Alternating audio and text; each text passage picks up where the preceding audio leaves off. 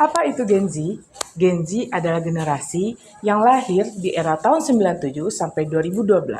Mereka adalah generasi yang kreatif, inovatif, dan peduli akan isu sosial. Mereka adalah generasi yang lahir di era digital. Dalam pendidikan Pancasila, mereka adalah generasi yang berpotensi besar dalam memajukan bangsa. Asalkan mereka menggunakan teknologi secara bijak, tetap bersatu dengan sesama, dan tetap berpedoman pada nilai-nilai Pancasila. Ada pun tantangan yang harus dihadapi oleh para Gen Z di era globalisasi pada saat ini. Yang pertama, ada persaingan pekerjaan yang sangat ketat. Globalisasi ini membuat peluang kerja dari berbagai wilayah itu bersaing dengan ketat. Maka di situ perusahaan itu memandang SDM yang sangat tinggi, jadi tidak hanya bermodalkan pada ijazah saja. Yang kedua, ada perkembangan teknologi yang sangat cepat. Seperti yang adanya sekarang ini seperti AI, di situ para Gen Z harus bisa beradaptasi. Kalau tidak, para Gen Z akan bisa tertinggal. Yang ketiga, ada informasi yang berlebihan. Di era globalisasi pada saat ini, para Gen Z ini sering menerima informasi yang berlebihan, sehingga sulit menyaring mana informasi yang hoax dan mana informasi yang benar. Yang keempat, ada kesehatan mental. Dengan adanya tekanan dari media sosial, kompetensi itu membuat para Gen Z itu berada pada keadaan yang sangat cemas, stres, atau burnout. Yang kelima, ada ketergantungan teknologi dan gaya hidup yang digital. Dengan adanya teknologi pada sekarang ini, jadi para Gen Z ini lebih mengurangi berkontribusi atau bersosialisasi dengan orang secara langsung. Yang keenam, ada perubahan sosial dan budaya. Dengan adanya pengaruh dari luar, itu membuat para Gen Z ini mengurangi identitas nasionalnya. Yang ketujuh, ada kesenjangan ekonomi dan peluang. Jadi di sini tidak semua para Gen Z ini memiliki peluang yang sama atau akses yang sama mengenai pendidikan dan teknologi. Sudah.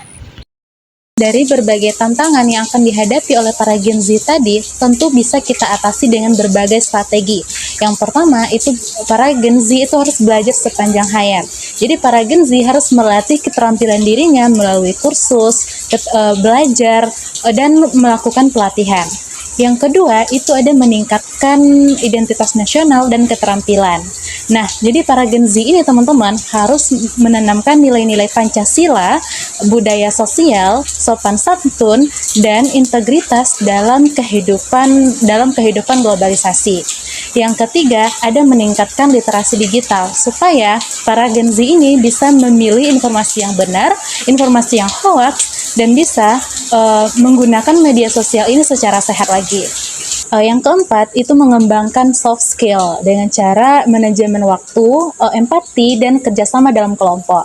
Yang kelima, ada menjaga kesehatan mental kita dengan menerapkan pola hidup yang sehat, mengurangi ketergantungan kepada media sosial, kemudian mencari dukungan kalau para Gen Z ini sudah stres atau cemas. Yang keenam, Gen Z ini harus berjiwa kewirausahaan. Jadi para Gen Z harus bisa kreatif dalam memberi peluang supaya tidak bergantung saja kepada pekerjaan yang formal. Yang ketujuh, para Gen Z ini harus meningkatkan berbahasa asing, terutama berbahasa Inggris itu sangat penting dalam meningkatkan nilai-nilai nasionalnya. Nah, yang terakhir itu membangun jaringan dengan meningkatkan atau membuat komunitas, organisasi, dan kegiatan sosial lainnya sehingga membuka peluang yang sangat luas. Adanya profil pelajar Pancasila dalam pendidikan membuat generasi Z dapat berpikir kritis, kreatif, dan berkebinekaan global yang menyatu dengan nilai-nilai sosial dan moral. Metode pembelajaran yang masih terlalu kaku dan terlalu berorientasi pada hafalan dapat diganti dengan pembelajaran yang aktif dan partisipatif melalui diskusi kelompok dan studi kasus agar lebih efektif dalam membangun keterampilan generasi Z. Strategi untuk menguatkan nilai-nilai Pancasila pada generasi Z di era globalisasi itu diperlukan strategi yang relevan dan juga efektif. Yang pertama, memanfaatkan media sosial untuk menyebarkan pesan-pesan positif kepada generasi Z tentang Pancasila. Yang kedua, membuat konten kreatif tentang Pancasila dan disebarkan lewat platform yang sering digunakan oleh generasi Z seperti TikTok, Instagram, dan juga YouTube. Yang ketiga, memperkuat literasi digital. Yang keempat, menjadikan Pancasila sebagai budaya keseharian. Yang kelima, melakukan webinar yang melibatkan influencer. Sila pertama, ketuhanan yang Maha Esa, dengan menghormati kepercayaan dan agama masyarakat global. Oh, hai. Hai. Kamu kemana nih? Oh, aku mau ke musola. Oh, selamat ibadah ya. Aku juga mau ke gereja dulu. Oke, hati-hati ya. Sila kedua, kemanusiaan yang adil dan beradab, dengan mengembangkan empati dan solidaritas sesama manusia.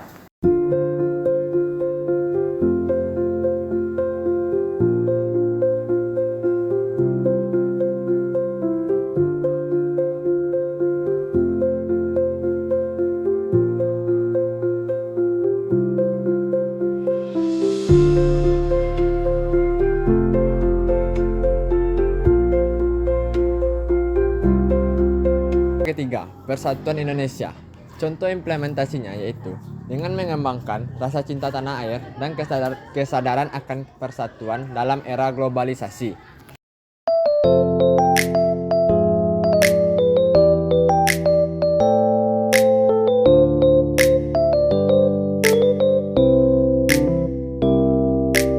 Sila keempat, kerakyatan yang dipimpin oleh hikmat kebijaksanaan dalam permusyawaratan perwakilan dapat diimplementasikan dengan pengambilan musyawarah sebelum mengambil keputusan.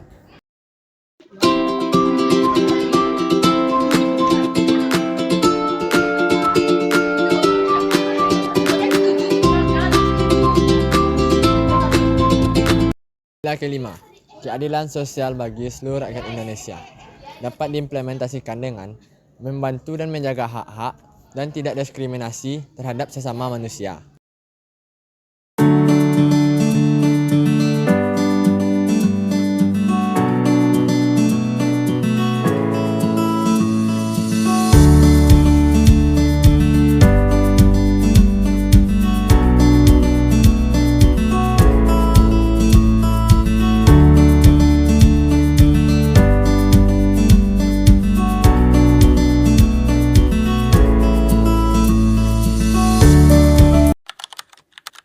Pancasila tetap relevan bagi generasi Z di era globalisasi sebagai pedoman moral dan identitas bangsa. Tantangan seperti teknologi, budaya asing, dan arus informasi menuntut Gen Z untuk menguatkan karakter. Dengan menerapkan nilai-nilai Pancasila, Gen Z dapat menjadi pribadi yang lebih berintegrasi, toleransi, dan tetap berpijak pada jati diri Indonesia. Untuk para Gen Z, marilah kita berpandai-pandai dalam menggunakan sosial media, apalagi zaman sekarang mau apapun itu sangat mudah kita dapatkan, kita gunakan, apalagi sekarang ada AI. Maka marilah kita berpandai-pandai dan menggunakan media sosial ini secara sehat. Serta mari kita saling menghargai, saling menghormati perbedaan dan menanamkan nilai-nilai Pancasila dalam kehidupan kita sehari-hari. Halo semuanya, Kenalkan, aku Queen. aku Reva, Kita bakal wawancara teman-teman mahasiswa di lingkungan PGSD UPP 3 Universitas Negeri Padang. Yuk ikutin kita.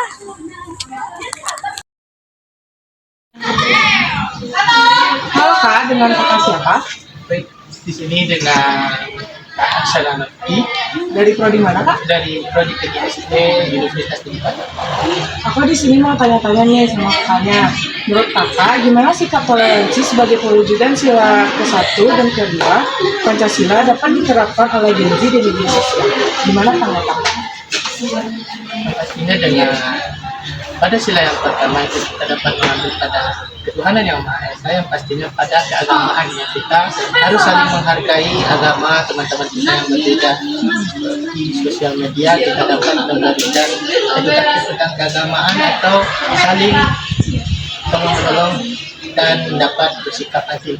Pada sila yang kedua yaitu kita mengetahui yaitu kemanusiaan yang adil dan beradab, kita dapat memberikan konten edukatif atau hal-hal lainnya, dan memberikan respon yang positif dan tidak mencela atau memberikan kritik-kritik yang negatif di media sosial. Dan itu jawaban dari saya. Oh gitu. Oke. Terima kasih ya Kak atas tanggapannya. Ya, sama-sama.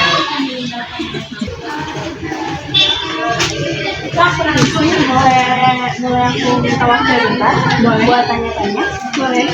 Sebelumnya nama kakak siapa ya? Nama aku Rini Sandi dari 25BB10. Aku mau nanya nih kak, menurut Riri, inovasi teknologi bisa bikin para Gen Z lebih dekat atau malah jauh dari nilai Pancasila? Menurut aku sendiri sih itu tergantung ke pribadi masing-masing ya, bagaimana dia menggunakan inovasi teknologi itu. Kalau misalnya dia menggunakan inovasi teknologi itu dengan baik, otomatis itu bisa lebih mendekatkan dia dengan nilai-nilai Pancasila. Jadi kayak lebih mudah gitu loh, jadi tahu oh ini penerapannya kayak gini, ini contohnya kayak gini. Cuma kalau misalkan dia menyalahgunakan inovasi teknologi, itu malah juga bisa membuat dia itu jauh dari teman-temannya. Makasih ya Riri. Maaf udah ganggu waktunya ya. Nah, itu tanggapan dari teman-teman mahasiswa di lingkungan UPP 3. Sekian dari kami. Bye. Bye-bye.